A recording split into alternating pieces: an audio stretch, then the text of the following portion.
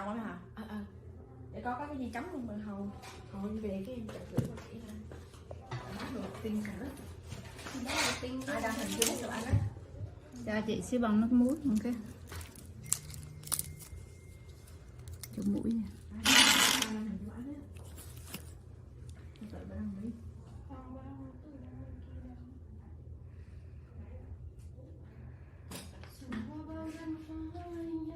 Quan trọng là cái bãi của bạn có ok không? Chợ ok không? Ok mà. Cái này mấy em mua lấy đi.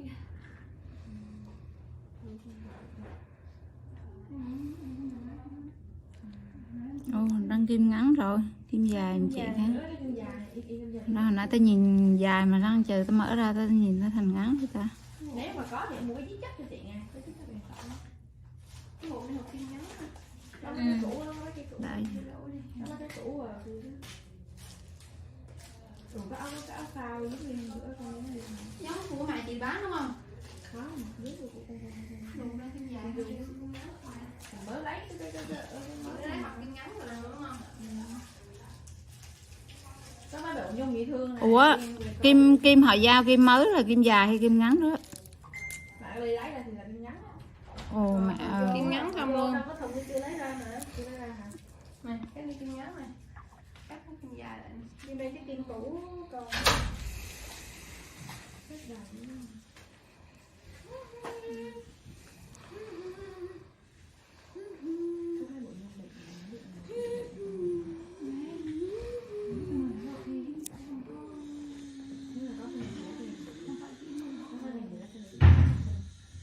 Em nhớ là gì đi, em nhớ là bỏ cái thùng váy đi, thùng váy như em nó gọi là coi có hình tiên nữa.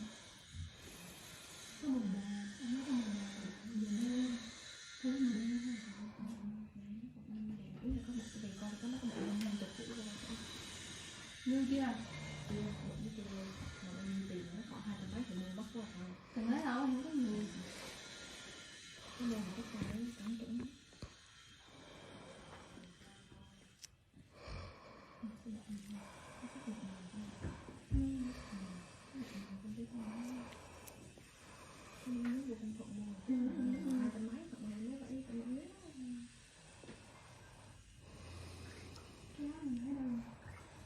Thuận ngày nên nghỉ rồi. Lúc đâu nếu mà có thì con phải có cái này cái này cái này nó biết chắc mình lại nó không đẹp nhất nó nhỏ nữa cái nó đẹp.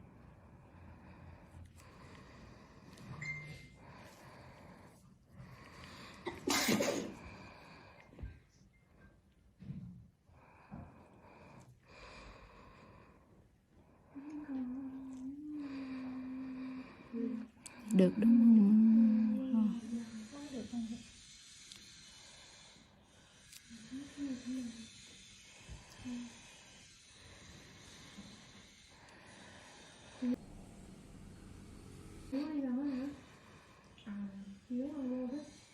Nếu không mà mọi con trắng da thì có nào ổ vịt nó lại chứ con ngọt cái này.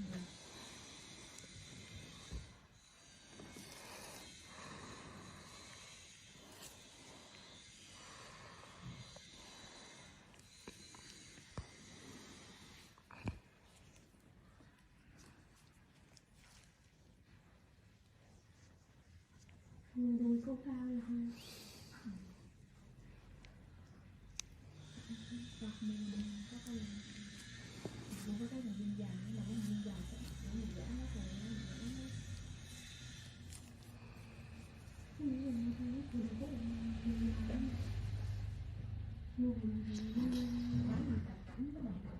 cái chân nó mạnh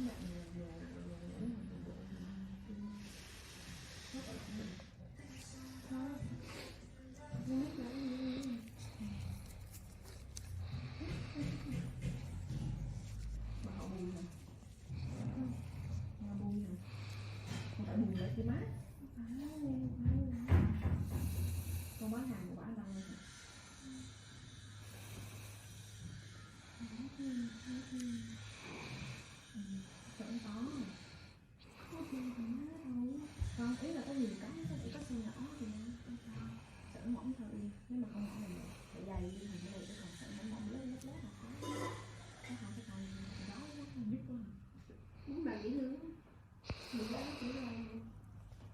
đã mặc đó là ở đâu ngoài đó. Nói chung không có đắt. Mình không nói gì rồi. Cái này cũ như sao cái tay khác nè. Cái tay này bồng này là tay cũng làm này ha. Không hả? Ừ.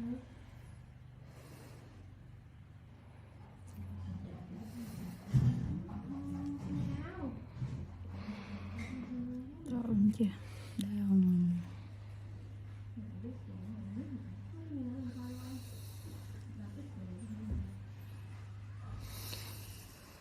Sắc sâu nữa hả? Mắt sâu luôn à?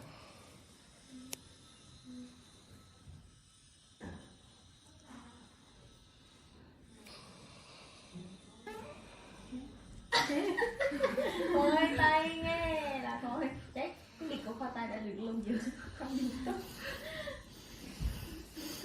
ông đi đó hả? Ông chưa đẹp luôn á.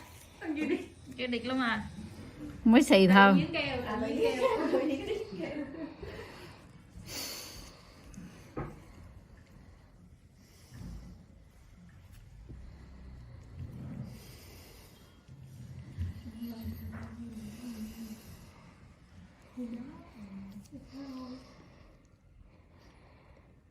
Mẹ Yên bán ở chợ mua đi. Chợ nó chợ Đại Thắng rồi đó. Chợ Đại Phong. Đại Phong à? Bán Bán cái chi đó Yên? báo quần chị. Giờ Yên Nam đi chào hàng cho mẹ chào quá. Hàng chi đó? Hàng nói chị Loan chơi được không? Đồ như mình biết thôi chị. Đồ như mình là đồ rang má. Đồ ăn được đồ ăn được. Ta mày nha. Tạo như sợ. Mũi hơi đau xem nha. Mũi là đau nhất.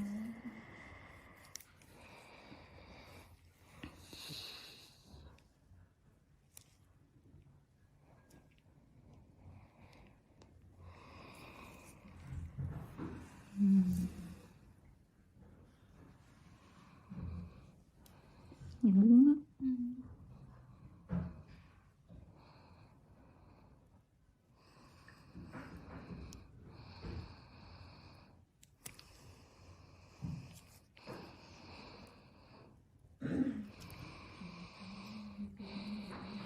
Em biết cái rau này không biết rau này. Em đến rồi. Nó vô tự miếng luôn. Bắt đầu nó vô nhiều cái quá là miếng.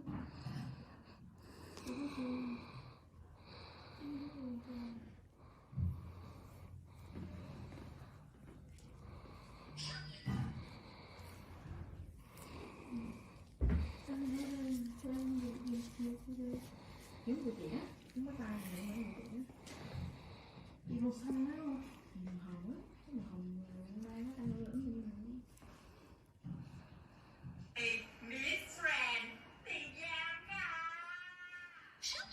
Cái gì bà nói cái gì? Mặt thì con gái mà giọng thì đàn ông dễ sợ đẹp luôn.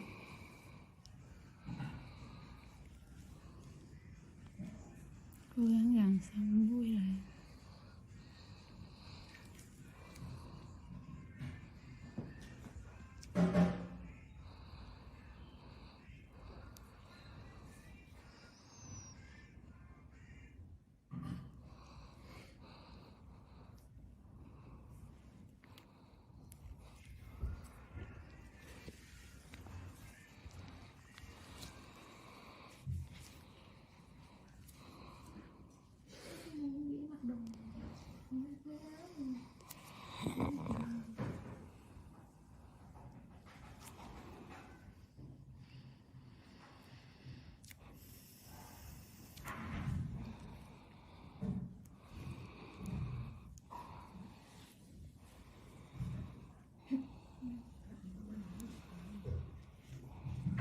Như bún. Tạo hôm nào.